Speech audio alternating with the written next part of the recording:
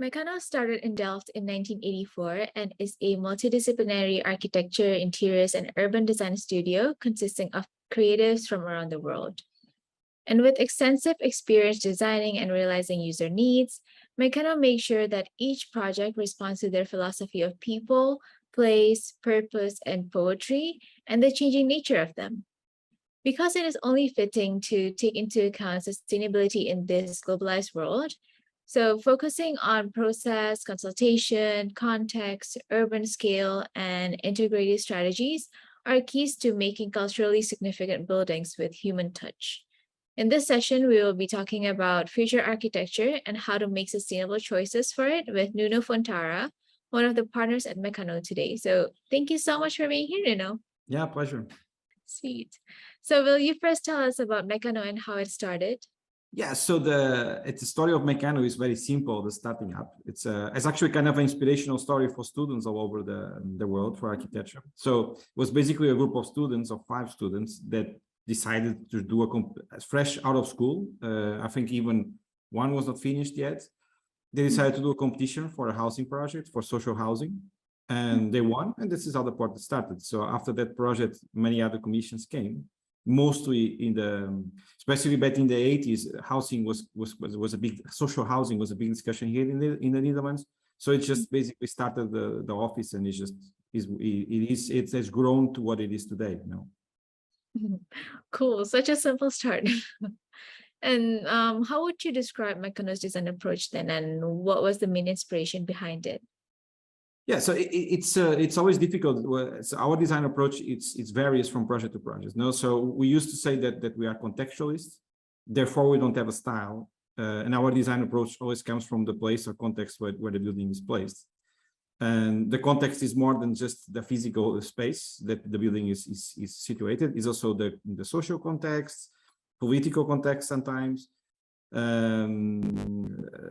Whatever goes around in the world influences the projects we do, right? So and the inspiration is difficult to know. So I used to say always that, of course, we always build on the sites. There's always a physical space where the project is placed, so that is always the first source of context. But as we all know, some sites, and we have many of those, give you zero inspiration. So or they are going to be or we are working master plans that the transformations that are going to happen to the site are so big that you actually cannot actually take, you know, like the poetical inspiration from the site, you cannot take. As other sites, yes, you do that. So then our inspiration comes from whatever you know, so forever you are lived. So I personally, other people do that, but I personally do not search for inspiration. You live, and by living you get experiences, and those experiences become source of your knowledge that becomes your inspiration. So we tried to see a lot of art. We tried to read a lot of books. Everything can be a source of inspiration for an architect. That's holistic. So going back to becoming contextual, a lot of the conversations today going around and a lot of the driving goals of a project has been to look forward to the future. So we want to talk about future architecture with you. First, what is your take on it, and what impacts does future architecture have on urbanization, people, and the environment, do you think? Again, so from our perspective, we do not try to force futurism on the architecture, especially aesthetical. So we always are moving forward. So there's the past is the past, and we always want to do innovative architecture. So it's more the innovation that drives us forward than being futuristic in a sense. So we don't seek a futuristic aesthetics. In the other hand, sometimes we seek a vernacular aesthetics in some cases because it links to the context for some reason, or it has a deeper poetical meaning for the building we are making, right? But we don't deny technology. The technology is all around us. So when we can use it in our project to fulfill a goal, we will do it. And we are very into technology for many reasons. Even if the building does not, even if we don't want to express tests into our buildings, because we also believe that architecture is not engineering. It's engineering is part of it. But if you're only focusing engineering, then your project it misses the poetics that it needs to have, because it's engineering is engineering. So it does not it doesn't bring the extra touch that the projects need to have, right? So we have a goal to fulfill, to do a project, that inspires and it creates a poetical relation to the site, that all that harmony between context and building, and we use technology in our favor. And then we use technology to make it really more sustainable. We use technology to make to create bigger spans. So we just use it. We are not a slave of technology or slave of the future. We just use it, and therefore, by using it, it changes our process. So it drives architecture to the future. That's it. Do you have an example of past projects where you have successfully balanced technology, innovation, and also the more poetic side of things, so like human and social aspects? Yes. So one of the projects that we did that's most successfully, not completely, because there's always pieces of the building that you need to know, but is a project in Taiwan. So the project in Taiwan, when we did the competition, we had this kind of big idea, that is searches from it. That idea comes from the opportunity of making a big building and creating a big kind of public space on the city, because they were putting together several performance centers. So we thought, well, when you put so much program together, the size of it and the capacity and the way that they build in Asia, because everything is a bigger size than in Europe, it allowed you to make something that you could never do in a small city in Europe. So we wanted to create this kind of big public space that was covered in between all the theaters, therefore becoming also a performance forum at the middle of them, and bringing basically the theater to the people and not the people to the theater. So that's what we wanted to do. So then when we won the competition, it was pretty easy, because in paper everything is quite easy to do, So sometimes, I used to say ideas are easy, materializing them is what is difficult. So then it came to hell, now we won the competition, we need to get it done, and we don't want to just get it done in a way, So for example, we had these big round shapes that we could have just cladded with metal and have all these metal panels.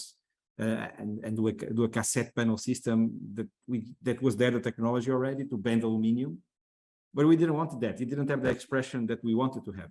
So it had big joints, and it didn't give the looks and the poetics that we wanted the building to have. You wanted to make it look like almost a urban grotto that you enter is more like a cave or something like that, right?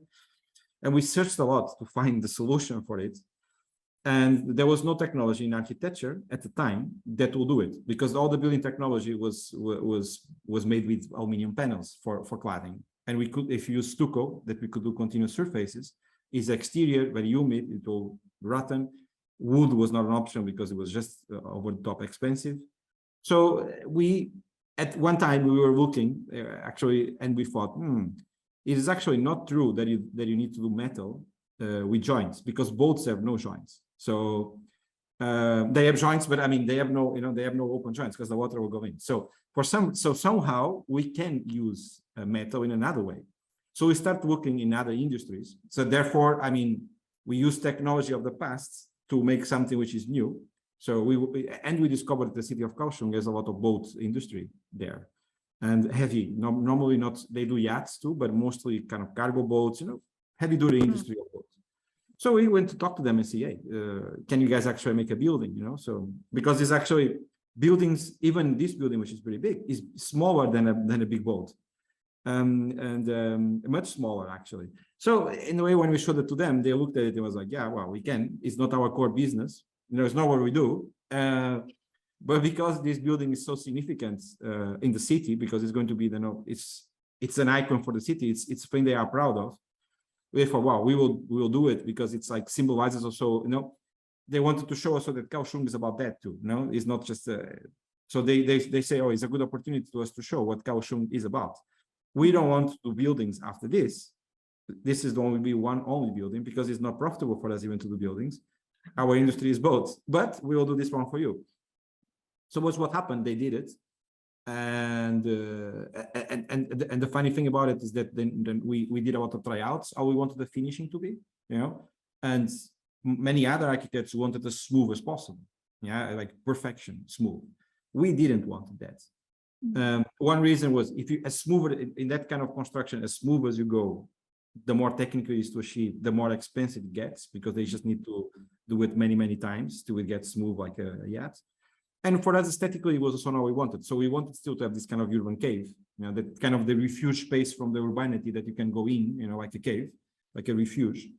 And the aesthetics of the metal that was a little bit more rough was what serves us best in our thing, because it had more materiality. A smooth thing, it's cool, it's nice, but it was not what we wanted. We wanted to have more roughness to it, to look like most like a big massive thing, So that's the way we look forward. And you would think that futuristic looking, would be going for the smooth, but in our case was not. We didn't want to have a futuristic looking building. We wanted for the rough on purpose for that. Although we are using very futuristic technology to do it. It was a long story, but I hope it was comprehensible. That's cool. That's really cool, actually. And that way it becomes more local too, right? To the culture and people and exactly. Because the building had no from time to time as an architect, you just have an idea and you say, well, let's do it, whatever, is the and I started up the idea, and then after a while also I was a bit like, do we really want to go this direction with our architecture, So that happened in many other projects, that you come up with something with a shape that has a certain allure to a very futuristic look. And then I'm always thinking, well, if I can apply a material like a brick or a vernacular material, then I can counterbalance that look aesthetically and link back to the location, So sometimes just the material helps. There's many other ways, the way you place the building in the context, etc. But and then you don't have to worry so much about that. But in some cases, we went for a certain direction, and then we want to counterbalance it by having that kind of human touch to it. That's really nice. So on another note, in what ways can artificial intelligence help reframe the way we build? No, at the moment so artificial intelligence is a baby still. It's like at the moment it's a little baby. It cannot do much besides saying Papa and Mama, but it's learning very fast. It's like a baby. One day it says Papa and Mama, and the next day you get shocked because it said something a big long phrase. So it's what's happening at the moment in the world of AI. So we have been trying only the text to image generators because it's what is more accessible to us at the moment, to everybody at the moment. And it's already quite shocking, some of the results you have.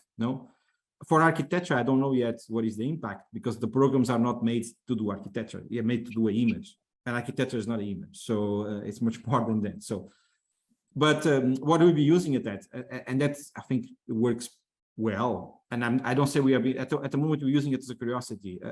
If I extract what actually has been useful from what we have been doing on the program, it is very little. But that is always with architecture, as with any other activity, you first practice for the final result that you have. It's 3 seconds that you are performing something, right? So at the moment we have been practicing with it. I cannot say that we have been using a lot the results of it effectively in our work, but we are seeing it how it evolves, and we see it at the moment how it works is, as I said, you never know what inspires you, right, in a project. Sometimes it's something that you have seen many years ago when you were a kid, and then in your brain you cannot even relate it yet to that event. So you have an idea for something, and it was something that you have seen when you were a kid that kind of it's give you an experience that you don't relate back, right? So what happens with text to image software is that the computers are trained with a lot of images too, right? Not just the training of the computer that is trained with basically whatever the internet has, and the internet has basically all the human knowledge is almost there, right? So there's images of everything. So this means that the computer can, when he makes something, when he does something that you ask him to do, he's inspired by a gigantic amount of information, right? Because it's all there. So sometimes the results are quite surprising. What I still cannot understand very well is the algorithm of, and that doesn't happen with all the softwares. Some softwares are not good at that. Some image to text softwares don't have any artistic touch. They just literally do what you ask them. They might be very realistic doing it. They might, if you ask for a cat, you get a perfect cat, but they don't add any kind of artistic feel to it. So the images don't look good, let's put it. They are real, but not good.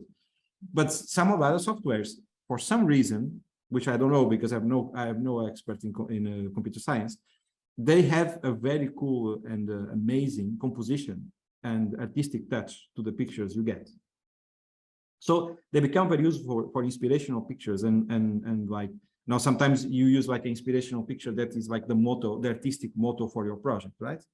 So it kind of, in a way, it generates very easily like artistic images that are so random sometimes that inspire you to go on to have something in your project that you have not seen before, no? But that's that. It's very difficult at the moment to control the software yet. But I think that when the interface changes a little bit, it will become very easy. Now you can just write to the computer and it gives you something. Not always what you want. Sometimes it is. Sometimes it gives you what you want. And the funny thing about it is that sometimes it gives you what you want and you go like, oh, okay, this is what I asked, but it's so boring. Sometimes it doesn't give you what you want and you go like, oh, hell, I didn't thought about this, but this is super cool, you know? So it's the funny thing about it is the randomness that introduces in the process. That it is always, you know, sometimes it's useful, sometimes it's not, but it's still, it's another tool. No, we have to use the tools and not let the tools use us. So yeah, and it's growing and changing super rapidly. So yes. So I don't know what's and I think what is interesting about it, it's actually in the name of it, the text to image processor, and that I think what people are forgetting is that that just happens because they put it on Discord. So as easy it is to communicate with the computer. So basically the program, now you get a software, you get a new software, you get a Photoshop, 3D Studio, whatever. So many icons, so many tools, so many commands that you need to make a course before you work with the program. You know, even with WinWord, even Excel and WinWord, you still need to make a course to be able to work with it. As an image to text software of artificial intelligence is smart enough for you to just write stuff.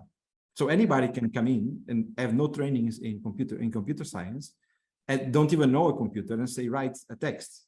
As long as you can type, it's very easy. You know, you write whatever, blah, blah, blah, and you get an image out of it. So, and I think that is what changes is that you are in the future, instead of having to know, for example, if I work with AutoCAD, I need to know the commands of AutoCAD. So if I don't write copy or if I don't write array, you know, there are many words for array, you know, but there's only one that works with AutoCAD. So in the future, instead of saying array, I say copy something at a distance of 10 centimeters. So I just tell the computer what I think I want, and it will do what I want because it's easier than a text-to-image program. Instead of having to give them the correct commands so instead of having to give the computer the exact commands that you need to give it to work, and most of the times it doesn't even work, you can just tell it to do what you want them to do, you know, in a normal person. So the communication, I think what is going to be the big jump on this thing is that the communication with the computer is going to be like me and you talking. The computer will be smart enough to understand what you want and to translate it into the tools that it has to do it. So that's, I think, is the biggest jump. The capacity of the interface with the computer not having to have icons or commands or windows or anything. Yeah, and it's only going to make process easier, right? Exactly. Maybe it's not about the end result, but it's improvement in the process first that we can experience. At the moment, for example, I can be a great artist, but if I cannot use softwares like 3D studios and all this kind of stuff, I'm limiting my tools. And the learning curve now to learn a Blender or a program of the type is very high. It's high. So, but maybe I am 50 years old and I know how to paint perfectly. I know how to sketch like you know, and I don't know how to work with these programs. So so what the people should think is that actually the artificial intelligence is going to help you on that. You are going to be able to use the softwares that other people are there practicing for years. Obviously, you don't know the tricks of it, but you don't need to know that the command in Blender to do something is loft and this and that. You just tell computer, hey, please, can you do this, like that, and you will do it. So that's, I think, what is the biggest, possibly the biggest improvement of the artificial intelligence. Yeah. That's comforting to hear. So lastly, then, how can we improve architecture in this globalized era? Yeah, difficult to know, no? So as difficult is always, it's a very difficult question, no? So how can we improve architecture in this globalized world? It's difficult. It's difficult. I think sometimes, one of the improvements that we need to do sometimes, in my opinion, okay? So I think architecture is used many times politically, you know? So we also, as architects, are smart enough to use it in our favor. So we want to build something, and we use politically, the political forces to get it done, which sometimes is impossible, as if those things are not there in place. But in many times it is completely manipulated to serve a need which is not what the architecture is there for. So, and creating buildings that later on are not going to be used. They were just made for a certain moment, with values, let's put it, that were political, that were popular at that moment. And that the building then will disappear from the history of architecture sooner or later, because it actually was there just to kind of fulfill that goal of being of serving a popular, political moment at the time, right? So, and then it is impossible to disconnect architecture from the social context where it's made. But I think some offices also use that use it in a more commercial way. You should use that in order to innovate in architecture, and not to kind of copy paste old projects that have worked already, that everybody knows, that have a track record, just to be able to move your office forward and get more projects, and then you don't do anything new on the projects. It's just because it's a popular idea that is made many times before. Like everything, if you repeat the same thing many times, after, it doesn't work anymore. It's no longer it doesn't work. So if it goes with architecture. So for example, if you make iconic buildings all the time, if everybody has an iconic building in their cities, after being iconic is no longer iconic, because everything is iconic. So it's not special anymore. No. So that's what I mean by that, the political manipulation of the architecture in order to fulfill a goal, which is sometimes not what the architecture is there for. Yeah, I do think that buildings need to be, like you said before, contextual, but also taking into account future use, because the world is always changing.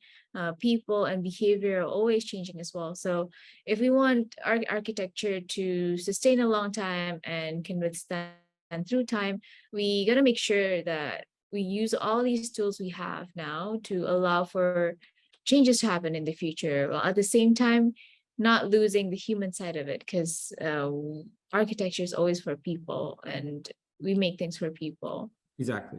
And that nowadays happens a lot. One of the things that you see, that many architects, for example, some of the old masters, they don't do architectural competitions, because they feel that first of all, a project is not done in a month. So it takes a good project. A masterful project takes a lot of time to do, and it's impossible to do it in a month, and it's impossible to transmit it with just some renders, or even just a model. Mm-hmm. So they don't believe that is a way forward, that you get projects made on a fast track, that things are being made, and that's the only way to judge. It's a couple of renders that nowadays are actually getting more spectacular than the real thing. So sometimes now the renderings are getting to a point that they are more, I will not say they are more real than reality, but they are definitely getting better than that it can be in real, no? Because they are so magnificent with the way that everything is happy and beautiful. So that is one of the things that it's I see that is not everybody in all countries work that way. Some places they are a bit more strict with what are the elements that are there to judge the project. So they can judge the project into a much deeper way than what you do with just beautiful render, and then sometimes it's not even the architect that wins the competition, is the rendering company that does it for you. So, well, it's how life goes. Can't think of a better ending. Yeah, thanks again, for sharing, and great to see you. That's it. It was a pleasure to talk to you.